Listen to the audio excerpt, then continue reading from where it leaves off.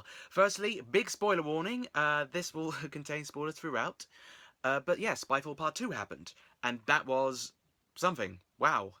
I did not expect that to go in quite the direction that it went. Um, so, Chris Chibnall. Um, Series 11 happened. That had virtually no connection to Doctor Who lore, primary lore. Series 12, episodes 1 and 2, suddenly goes in full force and wipes out Gallifrey again, makes the Master the Doctor's enemy again. Um, wow. He's totally upheaval, and now he's threatening the entire the entire lore of the Time Lords themselves with this Timeless Child stuff.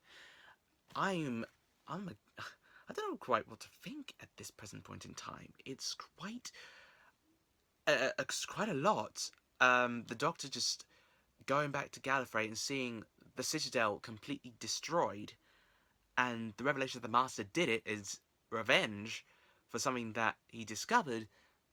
That's a lot to take in, and yeah, that really is. So, Chibnall's overridden Day of the Doctor, and so the somewhat happy existence that Gallifrey has had. I mean, I've said previously I didn't think there was much. I didn't think there was much room for the Time Lords in modern Doctor Who. I didn't expect Chibnall to actually go forward and wipe them out again. Uh, huh. Well, that was a thing. I, I'm kind of speechless, in all honesty. I know I wanted to do these post-episode reactions, but it's not great if you can't think of what to say, because the plot points have just become really quite audacious that you're just stunned that they go for it. I mean, you know what? Kudos to trying something a bit bold. I mean, but okay, I gotta say, Sacha Dhawan killed it as the Master. Like, literally, his performance was magnetic.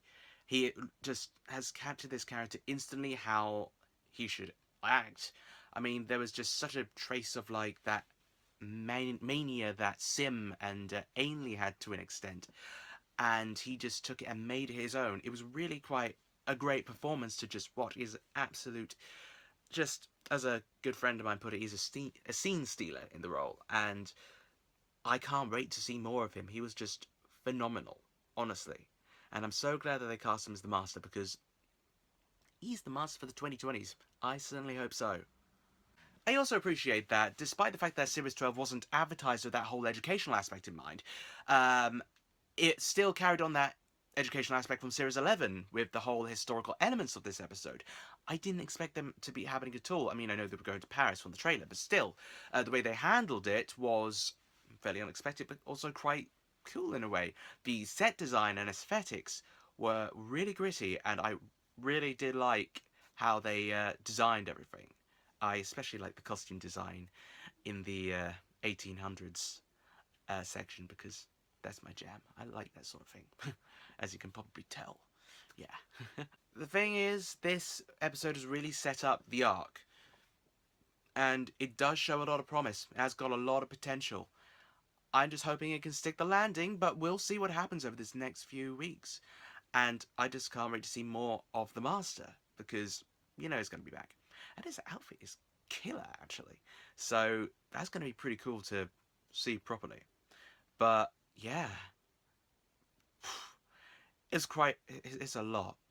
I mean, we've had Day of the Doctor been completely overridden, and Chibnall is now properly putting his foot down, and the Doctor and the Master are now the last of the Time Lords again, it seems.